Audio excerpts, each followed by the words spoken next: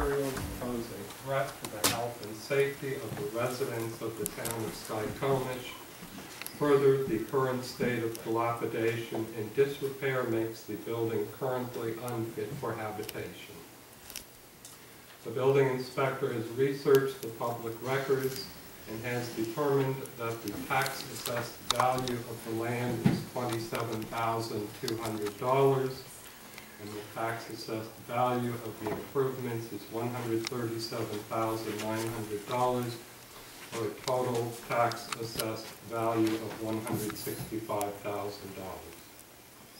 Further, based on an independent determination by the building inspector, it is believed that the cost to repair the building exceeds the sum of $250,000. Pursuant to Skykomish Municipal Code, Section 15.25.040(2)(b), the cost of restoring the building exceeds 60% of the value of the building.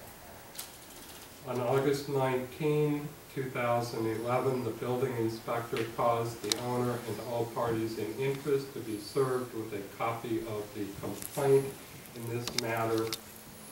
On August 19, 2011, the property was physically posted with copies of the complaint.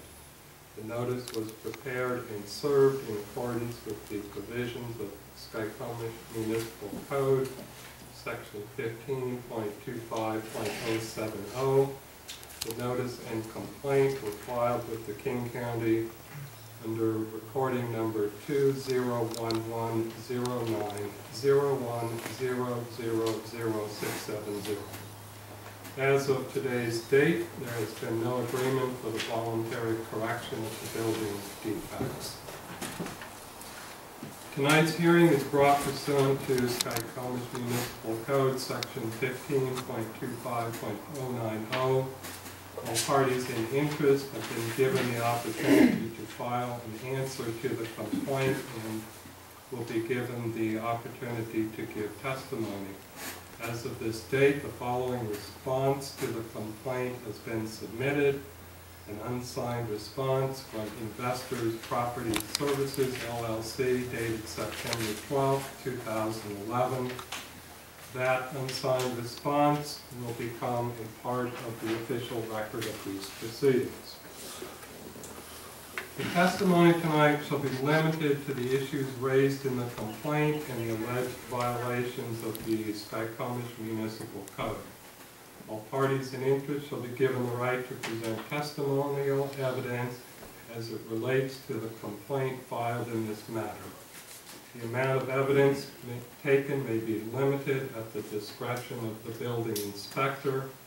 Evidence that does not address the specific violations of the Skykomish Municipal Code may not be accepted. Evidence that is duplicative or merely argumentative may not be accepted. Within 5 days after the conclusion of this hearing, the building inspector will make a decision regarding the building. Notice will be provided to all parties in interest. Any party who is aggrieved by that decision may appeal pursuant to the Skykomish Municipal Code. All persons who wish to testify shall please present their name, address, and interest in the property.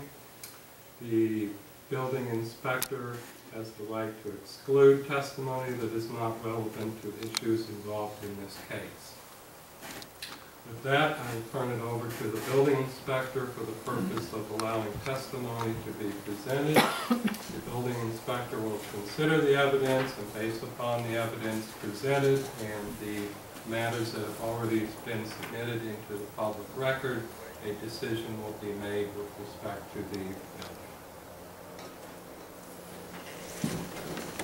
Is there anybody here that has any interest in the building? Any real interest? Such as what? Like, that they have to have actual proprietary interest in the structure? Proprietary interest, or anybody who wants to speak for on behalf of the town or the building at this point. I do. I'm Rick Adelot, Post Office Box 221, Skykomish, Washington. I'm the democratically elected precinct committee officer. I represent some of the Democrats in this community. And the phone calls that I have received have indicated this is a historic structure, is valuable to the lifeblood of this community. This structure has been viable and has provided employment, it's provided entertainment, it's provided the heart of this community for over 100 years, I believe. I believe, as a democratically elected precinct committee officer, that this meeting is a charade and harassment. Thank you.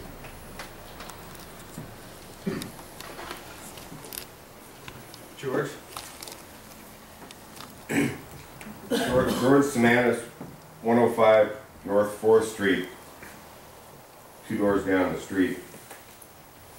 The last wind event and storm that we had in this town last fall, the prevailing wind direction in a storm event comes across that hotel and pellets the back of our house to the point where it was scary, shingles hitting the house, debris falling off the building, littering our yard.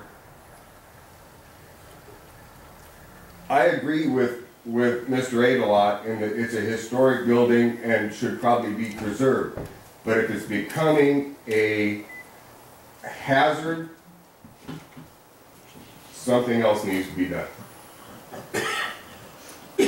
I'd like to clarify for the record that it's certainly not our intention to take this hotel down. What we'd like to see is that it actually be preserved and fixed, but you know, having people's houses hit with shingles or possibly people hit with shingles, it has been going on. I've heard about it for almost 8 months now, and that's why we're here. Yeah, I'd just also like to... excuse me, yeah. My name is Richard Yargis, and I'm a resident of the town of Skykomish. I live at 418 Railroad Avenue. And so I'm basically downwind of the hotel almost every hot August afternoon. And to me, the biggest threat the hotel poses right now, it's a huge fire risk. And the condition of the roof makes it just a fire waiting to happen. And we know from our history how many places have been lost to fire. I mean, we've lost it. The Scenic Hotel, I mean, that's how that was lost. I think that this hotel was lost by fire before it was rebuilt. Late 1800s, yeah. And the Cascadia was lost. And so we stand a huge chance of loss of the whole town if that thing ever goes up. Right. We stand a huge chance of the loss of the whole town. And that to me is something I think that I would like to see the town do something to protect us against.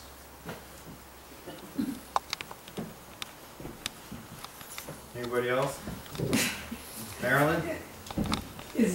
Okay, I'm a little upset. I'm the closest home to the hotel. Am I really in danger of being burned down? I mean, with the flames? How likely is that? I mean, it's a possibility. Now I have another worry. Should you go home and put a bucket out on your front porch? I mean, it's a possibility. If it caught on fire, I mean, sure, it could spread to your house. It's a possibility. So just like any other house in this town, or you know, any other risk. I can address that concern to some extent. If James were here, I've talked to him about this, and he has a plan, a contingency plan, that should a fire occur over there, he's got a plan in place. His people have been trained to set up what are called screens, water screens, to prevent the building from spreading to other buildings. Like, for example, it could be the multi-store as well. So they have a plan. They have mapped out the hydrants. They know where their hoses will go. They've got adequate pressure. They've got a plan to pick up water from the river if necessary. So they're aware of the situation and have a contingency plan in place in case it happens. That's not very much, you know, to go on, but that's what the plan is. So. Anybody else? So are we part of that plan since we live there and I have 3 kids? So is there like an evacuation plan if it does catch on fire that we'd be notified so we can get them out safely? Well, the plan is to isolate the hotel with water screens to keep the fire from spreading. So I'm sure that everybody in town will know about it if that thing ever catches fire. So. I hope so.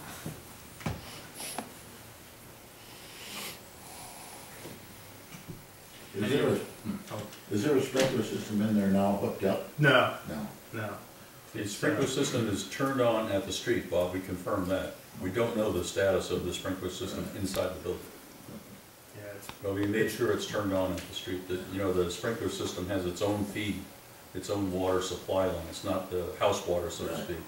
And the feed to the sprinkler system is turned on. yeah, I think it's in, there's a lot of burst pipes inside. Yeah. Has the electricity ever been restored in that building? I know that was an ongoing thing. I'm not exactly sure what the status is right now of the PSE refused to install the meter. The panel is there, the service panel is there.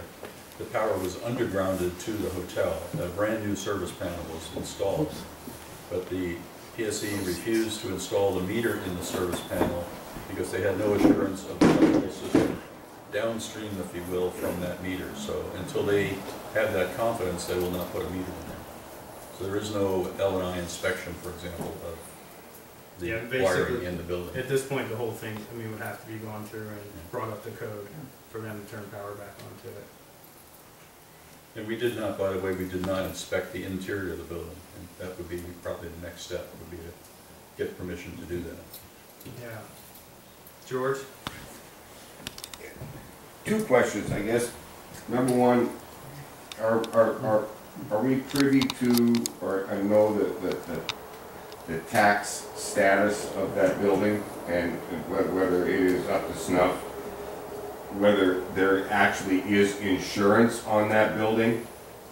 If I was an insurance underwriter, I'm not sure I'd be insuring that building.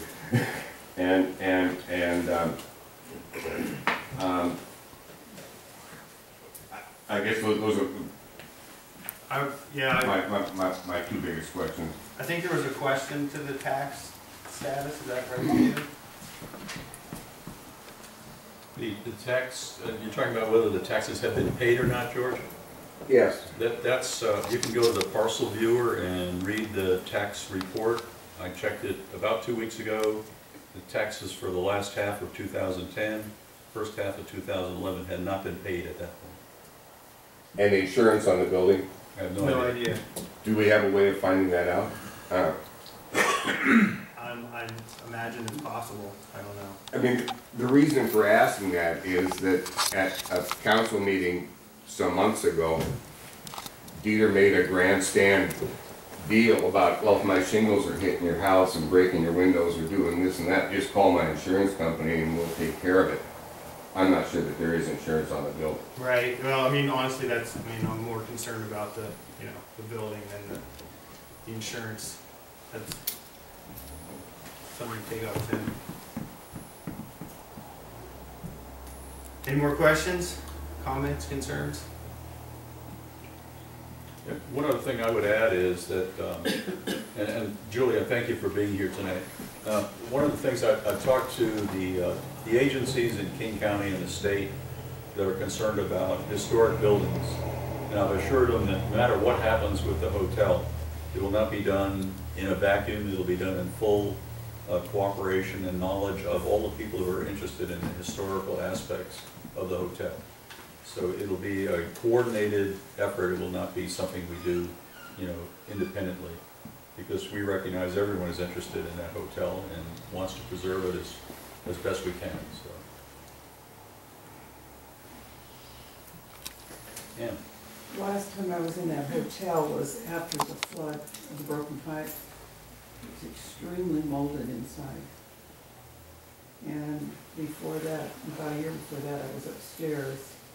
Because of the roof, there's a lot of damage on the top floor and next floor down. And they had been putting strings down from the leaks, and water would run down the string into tarp that he would guide outside to get the water out. And that was 3 years ago. And there's been a lot of damage since then, but the mold was very, very bad after that broken pipe situation. And I understand, just as an update, the mushrooms have been harvested, so those of you who are worried about this. They just dried up, Fred. So there's a lot of damage inside. Fred, I have just a question here. Like, with the city's action on condemning or putting it on condemned list, who's responsible if someone gets hurt by a flying shingle or something falling from the building? If they're hurt, who does that person actually seek out for restitution? Is the city off the hook and it's strictly a suit with Benz and the property, or is the city still responsible for having a building that has a potential hazardous impact to the public? Now I know that if the city didn't take any action at all, that the city would be somewhere bottom line responsible. But like suit-wise, where does this put the city now? Does this put the city in a better state than it does without this action? Or are we back to the same old thing? You go to Benz, and if Benz isn't insured and there's no, you can't get restitution there, do they have to follow through and go to the city and say, look, the city didn't take the responsibility of protecting the public from a nuisance building?